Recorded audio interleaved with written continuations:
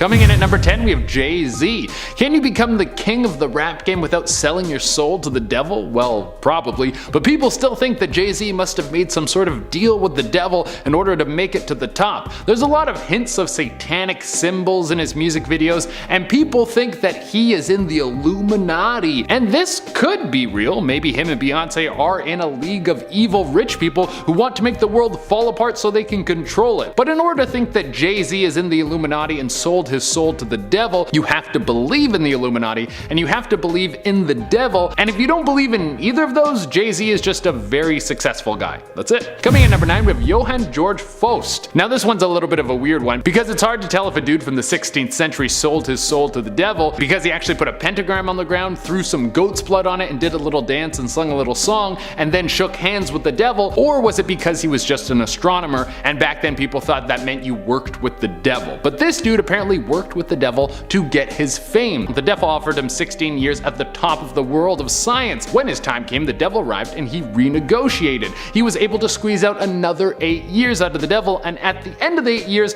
he would pass and everyone would say the devil took his soul. Now this is the part of the story that makes it seem like there could have been something to do with the devil going on.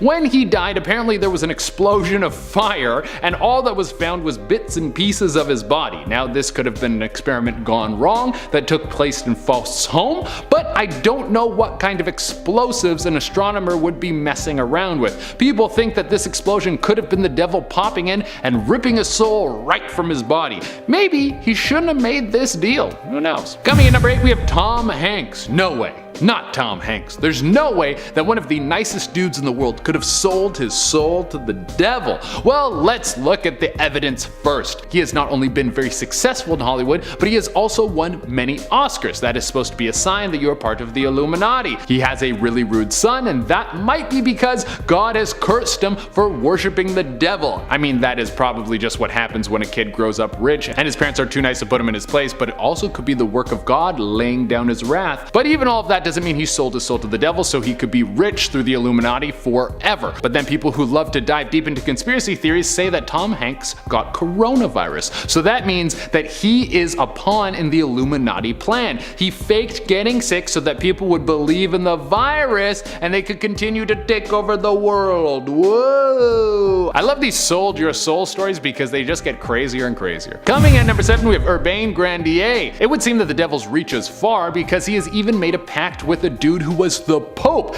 Now, there isn't a whole lot of evidence that proves whether or not Urbain sold his soul before or after he was Pope, but there is a lot of evidence that this dude was up to some nefarious stuff. He would apparently host and had a number of sexual partners. There's stories of him torturing people who he didn't agree with, and he was also practicing witchcraft. There was a group of nuns that was said to have disrespected him, the Pope of all people, and he sent a demon after them to ruin their life. Well, unlike now, back when this dude was Pope in 1634, if people thought you were up to something with the devil, you would be done for sure. Enough people came forward and accused this guy of witchcraft that there was a trial. During the trial, there was a lot of evidence. There was a contract that had backwards writing on it, said to be the work of the devil, that had the devil's signature on it, or apparently it did. I'm not sure how they fact-checked that one, but many people came forward to disclose this guy's un-Pope-like acts, and eventually he was burned at the stake. My God. Coming in at number 6, we have Pope Sylvester II. 2 popes back to back. I think it's just salacious to say that a pope was in cahoots with the devil. That's why when you go through history you can find a few popes that have been called out for loving the Dark Lord. Now the difference with Pope Sylvester is that it wasn't that he was excessively rich or because he was involved in sinful acts, it was actually because he was too smart. This guy invented the pendulum lock and the hydraulic organ, and he was in contact with Eastern religions and peoples to get ideas of what they were doing over there so he could incorporate their brilliance into his own society. And because of this, people said he might have got his all-powerful mind from making a deal with the devil. I guess things never change, because now when someone makes it to the top, everyone says they're in the Illuminati. Coming in at number 5, we have EMINEM. We all love the story of someone starting at the bottom and now they're here. We love when people are the underdog and work their way to the top. We love how people can defy the odds and become one of the most influential people in the world. Well, that's until they're actually at the top. Then we want to bring them down because it must have been the devil that got them all the way up there. That's the story with Eminem. There have been countless accusations that the rapper made a deal with the devil to jump to stardom and forever be held as one of the best rappers of all time. This is from some of the imagery that you will find in his music videos, whether it's a goat's head, a triangle, a single eye, or many of the other objects that are related to the devil. Well, the rumors about him don't stop there. They also say that the real Eminem is dead, that when he fell out of the public eye for a bit, he pushed back against the Illuminati and no longer wanted to do their bidding. So they killed him and replaced him with a clone that they can control, and that's where he got his perfect beard from. Coming in at number 4, we have Jaden Smith. Can you pass down a deal with the devil to your kids? Like kind of grandfathering them into the product like an old phone contract? Is that possible? Can you do that? I don't know how the devil works. I'm not famous enough to get in contact with him, but apparently Jaden Smith has been gifted the allegiance to the devil through his dad. People base this off of Will Smith's fame and the fact that Jaden has some strange beliefs about the world. He's very interested in a thing called orgos. It's a strange culty belief that the world is governed by positive and negative forces that we can't see. That kind of sounds like midichlorians from Star Wars. But people think that he's using a demonic subsect to try and get people into the Church of Satan. Coming in at number 3, we have Katy Perry. If you become a massive celebrity, there's only one answer, and that is the Illuminati. There's no other reason you could make it to the top. Well, for Katy Perry, that's what everyone thinks. There is a ton of stuff we could pull from, but her biggest one is the music video Dark Horse. Because if any celebrity does anything that even comes close to resembling a pyramid, you better believe that conspiracy theory people are going to come running for it. And of course, this music video has an Egyptian theme, meaning that she must have sold her soul to the devil. There was also the time she performed at the Grammys and they had her in a witch's theme with a massive crystal ball. This means that she was of course doing a satanic ritual in front of the whole world. I mean, what else could it be? Coming in at number 2, we have Oliver Cromwell. Cromwell was a fading politician and commander in the 17th century. Every champion must fall, and usually they don't get back up after their time has come. But with Cromwell, it was quite the opposite. He was able to have a second breath in his career. He was able to stand in the limelight once more. He was able to have all the people clamor at his feet and become the top dog once again. This second run at life saw him become a prominent political figure and a very skilled tactician. While this was probably hard work and intelligent moves, most people wrote this off as the man selling his soul to the devil. Now, the backing to this theory comes from the legend about him when he dies. There was apparently a storm that came over the city and was raging the entire night. People say this was the devil coming down to claim his soul. Now, that might have been true, but I don't know if the devil would go to that much work to get one soul. This guy's getting thousands of souls every day, hundreds of thousands every day. If he had to put on a massive light show to get each one of them, he would never be able to wrangle them all up. He just wouldn't have enough time. And coming into the number 1 spot, we have Christian Bale, probably the best Batman ever and one of the kings of the meme world, with the amount of juice people have been able to pull out of his hit American Psycho. I've never seen American Psycho, but I want to, just so I can have a better understanding of what scenes these memes come from. But when did the Dark Knight himself decide to give his soul to the devil and become one of the Dark Lord's little minions? Well, we don't know the exact time of when this might have happened, but Christian Bale has actually publicly thanked Satan after winning a Golden Globe for his work in the movie Vice, where he played Dick Cheney, remember the vice president who shot his friend by mistake, and might have had a hand in the whole Guantanamo Bay thing. Well, during his acceptance speech, Christian Bale went down the regular road of saying thank you to all the people close to him, and then he capped it off by saying thank you to Satan for inspiration. Now, this might have just been the actor taking a stab at how ruthless Dick Cheney is, saying that the man is actually the devil, or maybe he was actually thanking the devil for giving him the juice he needs to do what he needed to do to play the role. Like the devil materialized in his room and helped him go over lines. If that is the case, the devil doesn't seem like that bad of a dude. Coming in at number 10, we have Jack the Ripper, one of the greatest mysteries that has never been solved, and unless you have a time machine and head back with an amazing forensic crew, it'll probably stay that way. The year was 1888, and a series of brutal murders were starting to pop up in England. The culprit could not be found, but a terrifying note was sent to the Central News Agency and then sent over to Scotland Yard. The total number of victims is unknown, or even if there was a serial killer, but it's thought that at least 5 people were massacred by this monster. Because there was never an actual person attached to these crimes, some people think that it could have been the work of some sort of demonic being or some person who was under control of an evil demon. It is a little easier to digest when you think a normal person couldn't do something so horrific. Coming in at number 9, we have self-mutilation. Now, this one was written on Reddit by a person who deleted their account, so I can't give them credit credit, and to be honest, the story sounds more like a creepypasta, but I'll give you the rundown. This person claimed to be plagued by nightmares where a devil would come into their room at night and run their claws along their skin, and when they woke up, they would have deep gashes in their skin like someone cut into them with a knife. This happened multiple times, and since they were too afraid to tell anyone, fearing that they would be seen as someone who was mentally unstable, maybe someone was sneaking in and doing some sort of weird torture, and what they saw in the video was almost more disturbing. In a sleep state, they would get up and then walk into the kitchen. They would pull out a knife and then carve into their own skin. They would do all this before returning back to bed. This was a terrifying discovery, and for some reason they related it to the place they were staying in. They felt that the whole place had a dark energy. Once they left the apartment, they never had those horrifying nightmares again, but they still struggled to sleep at night. Coming in at number 8 is Giuseppe Tartini. The devil loves to get involved in music. There have been stories for centuries. They date all the way back to when the first musical instruments were ever made. Things like the flute and the playing of music was considered to be the work of the devil, a tool to distract people from work and make them have premarital sex. Oh no, that sounds terrible. And it goes all the way to modern day, where some people think that the music industry is run by the Illuminati, who worship the devil and send out satanic symbols through music videos. One of the most famous stories of the devil in music was that of Giuseppe Tartini. He was one of the first people who is said to have sold his soul to the devil. Tartini had a dream where the devil came to him. In the dream, Tartini handed the devil a violin, and in exchange for his soul, he played him the most beautiful piece ever written. People called this song the Devil's Trill Sonata. When Tartini woke up, he tried to remember it all and write it down, but he could only remember some. People were blown away by this piece, but Tartini claimed that the one he heard in his dream was so much better, it made him want to quit music altogether. At number 7, we have He Got My Brother. This is another one I pulled off of Reddit. This person wrote that when they were a kid, their younger brother killed one of their pet rabbits, and this wasn't an accident. Their brother strangled the creature to death. His parents then sent his brother to a psychiatrist for help, and one night he listened in on the phone line as his mother was talking on the phone with the psychiatrist about his brother. The psychiatrist said that his younger brother kept saying that the devil made him kill and is telling him to kill again. After this, he didn't see his brother for years. When he came back, it seemed as if someone sucked the life out of him. He said his brother never talked about what happened to him while he was gone, or about the incident that happened with the rabbit,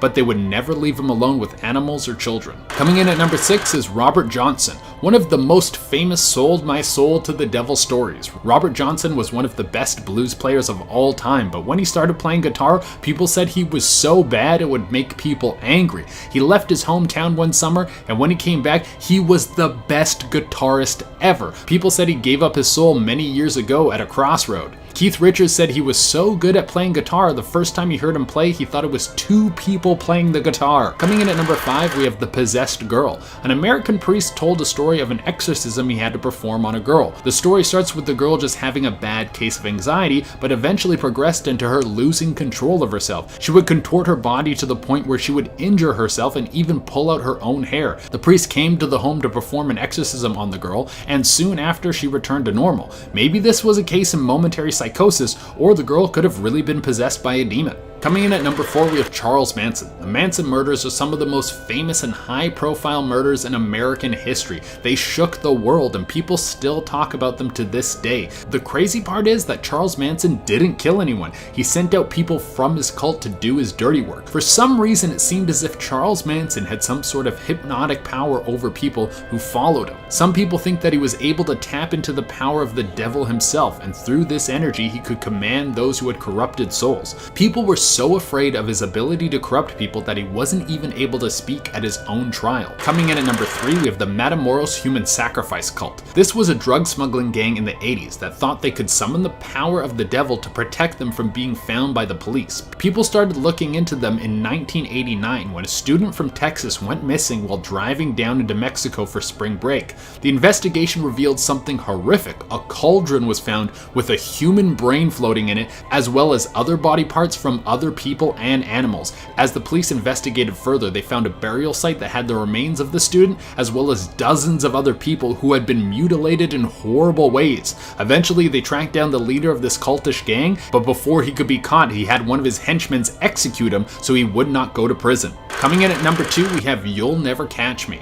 This was a story I found mentioned a few times on the internet. I couldn't find the exact origin, but some people said it might have come from 4chan. This is one that made me feel like someone was watching me. I'm going to spare you guys a lot of the details because they are extremely graphic, but the post starts with someone saying that they killed someone. It then goes into details about how it happened, how they picked the person, what tools they used, and what they did with the body and how it made them feel. A major part of this post is that they say the whole time they were doing it, it felt as if they were not in control of their own body, like it was some outside force that had taken over them and was forcing their hand. They mentioned that it felt like the devil was inside them. They end the post by saying that they ran off to a new city and no one would be able to connect it back to them. Now it's the internet, so this is all probably fake, but it definitely gave me chills, so I thought it would fit perfectly on this list. And coming in at number 1, we have Genghis Khan, the most successful conqueror of all time. The stories about this man are in a way incredible. I mean, they are horrible, but no one has been able to do what this man did. He created the largest empire ever built. He killed the most people. He killed so many people, the temperature of the planet decreased, and he pushed back the effects of climate change. He spread so much of his seed that 1% of the people on the planet can be traced back to him genetically. Now, when you become such a force of death that literally nothing stands in your way and you take over a continent, people will start to make stories about you. Some people say that he was a demon himself, that he was born with sharp teeth and cat eyes, that a horrible dark force supported him and allowed him to do what he did. Out of all the stories on today's list, this is the only one that I would maybe believe that magic was involved, because I don't know if you can be that big of a bad without a little razzle dazzle. Starting at number 10, the door to hell in Turkmenistan.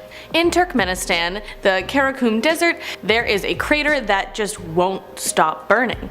It is now known as the door to hell, and it's a 230-foot wide crater that was formed about 50 years ago when Soviet scientists were searching for oil. Basically, back in 1971, their drilling platform collapsed and it formed a crater, and then it turns out they accidentally hit a methane reserve, and so that was sending the dangerous gas into the air, so they set the crater on fire to burn the methane. And then that original burning has remained ever since, so now it just looks like this giant burning crater in the ground, and yeah, it looks like an entrance to hell. Like, you can just picture that happen, and then the devil's just clapping, being like, it just looks like a doorway. Burning. But on to number 9, Route 666. Now, the name of this road has been changed since, you know, the name, and it's been changed to Route 491 because of those issues, because yeah, there's issues associated with having the number 666 in the route. And so the so-called Devil's Highway, as you know, some have called it, it was named because it was the 6th spur off Route 66, and so as time progressed on and accidents happened on the road, both fatal and non-fatal, people began to blame the road's name and not other factors in these accidents. And so it's said that the Najavo people of the area believe that legends like skinwalkers live around the barren stretches of the road and they step into oncoming traffic. But skinwalkers aren't the only thing rumored to be around there. There are strange disappearances, rumors of hellhounds that keep pace with vehicles no matter how fast they go, and even a haunted semi-truck associated. Like, the semi-truck would appear in front of the cars and try to run them off the road going in the opposite direction. And you know, with the number being it, they say that it's the devil being associated with it that brings the devil and these deeds closer, you know, to the surface, and that led to the name change to Route 491. On to number 8, Devil's Hole in Death Valley. This fissure, called the Devil's Hole, is located just over the Funeral Mountains from Death Valley. And so, devil, funeral, death. You already have 3 reasons to just avoid this area. Now, the Devil's Hole is a gateway to a system of flooded caverns that is just not entirely mapped out underground. And so yeah, it's not been fully explored, but that's not to say people haven't tried exploring it. So a few people have died trying to explore it because it's said to be, well, starting like this, it kind of funnels out and there's little pockets of air so people can get lost pretty easily. And so, as unique as this place is, it did catch the attention of a convicted cult leader by the name of Charles Manson. I don't know if you've heard. He believed that the waters that flooded the underground caverns were blocking a doorway to some sort of underground kingdom that would provide water and shelter for his group. And while that's never been confirmed as a possibility, the Devil's Hole is home to something in that sense. It's home to the endangered pupfish, aka the Death Valley pupfish. It's kind of cute on unrelated note. To number 7, Diana's Punch Bowl. And so the name Diana's Punch Bowl seems, pretty chill, but it's also known as the Devil's Cauldron. And so it gets that name because it's a giant boiling hot spring in Nevada. Well, it's hard to get there because it's only accessible by a 35-mile gravel road that can sometimes be kind of muddy. When you get there, it's kind of like awestruck and like cool. Basically, it's a cup-shaped depression in the ground about like 600 feet across,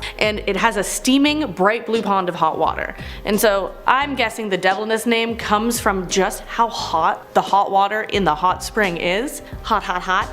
A usual hot tub ranges from about 100 to 104 degrees Fahrenheit, and that's just like a nice temperature to, bathe in or whatever. But this pool of hot water and its temperature ranges between 140 and 180 degrees Fahrenheit. So if a traveler ever decided to, take a little bit of a dip, they would get burned because this is nearly boiling water. That's, Devil's Cauldron.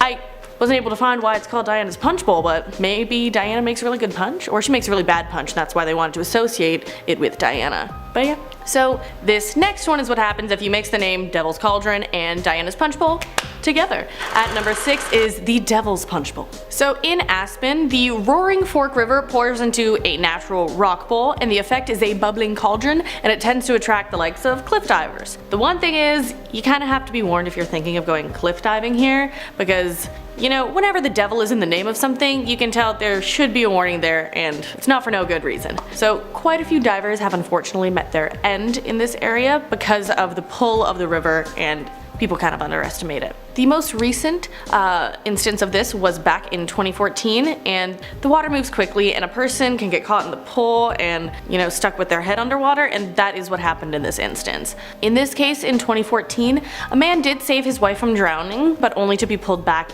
into the river's current. He couldn't get himself to safety before the river took him away, and he ended up drowning before anyone could come to his help. The location of this Devil's Punch Bowl is about 35 miles down the road from any cell service, so it was hard to get any help called, though someone did try. So cliff diving is no joke, and anytime you see devil in the name, be warned. At number 5, Devil's Sinkhole in Texas. According to local lore by a pioneer by the name of Eamon Billings, when he discovered this sinkhole in 1867, he called it the outlet to hell, the Devil's Own Sinkhole, and from there the name kind of stuck. It makes sense. It's a bat-infested sinkhole in Texas, home to 3 million bats, and bats come across pretty scary. Now, while the lore insinuates that the sinkhole is a mystery created by the devil himself, the science of the hole points to something else: water. Research indicates that groundwater created a cavity below the surface of the ground, and when the water drained, the ceiling of the cavern just left with it. This created the Devil's Sinkhole. And when it comes to spooky things there, 3 people unfortunately have died in the sinkhole because it used to be explored by quite a bit of treasure hunters and artifact seekers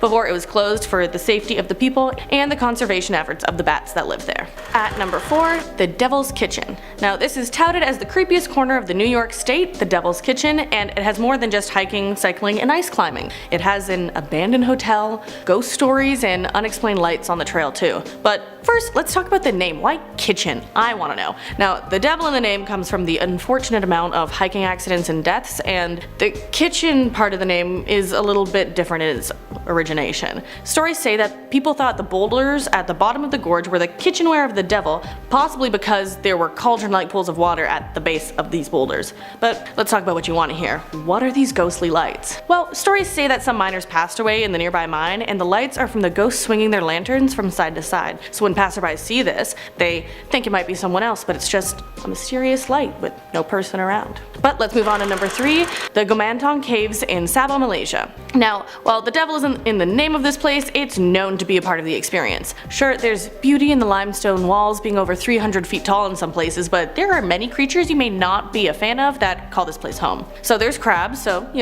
not bad. Snakes, which can be cute, but, mixed opinions. And then scorpions, which is just a no from me, but there's even more. There are more than 2 million bats living in the GOMANTONG caves, which leave their bat guano all over the ground, and so don't slip because the hand railings there have just as many bat droppings on them as the floor, and once you fall to the ground you may come face to face with some cockroaches, and there are several million of those roaches scurrying around, and guess what, that's not even my biggest fear about this place. Basically, Satan himself lives within the infamous giant Scutigera centipede. That's a centipede that's at least 3 inches long and is poisonous, and centipede. It's a no from me, okay? So let's go to number 2, a Google Maps pentagram. In a corner of Kazakhstan, 12 miles away from the closest settlement, is something that shows up as a clear 5-pointed star in a circle. A pentagram can be seen as a symbol of Baphomet, a deity associated with the devil, and people think this might be a mystery associated with the devil, but then others say, no, it's just a park by a lake that happens to be in the form of a star with a circle around it, and there's like nothing creepy about it at all, but I don't know, I'm not totally convinced. So let's go on to number 1, the Blood Falls. Now, Taylor Glacier in Antarctica looks absolutely horrifying. Let your mind wander for a moment, looking at just how gory it looks. Yeah, so very gory, but completely natural. It's a horrifying prank thanks to Satan. So about 5 million years ago, the glacier sealed off a lake with really high rich microbes in it, and without light and oxygen making its way through the water, it just became more and more concentrated. So the salt levels skyrocketed, iron levels through the roof, and then it starts seeping out of this fissure in the glacier, and when it sees the light of day, the salt keeps it from freezing so it remains a liquid, and the iron gives it its bloody hue so it just looks like blood is spurting out of this waterfall. And so with all that science, it still looks absolutely horrifying to me, like a blood waterfall. Like it was used in The Shining, like blood coming out of, you know, an elevator, and so the devil decided like, haha, no, I see what you're doing, but like, what if I did that, you know?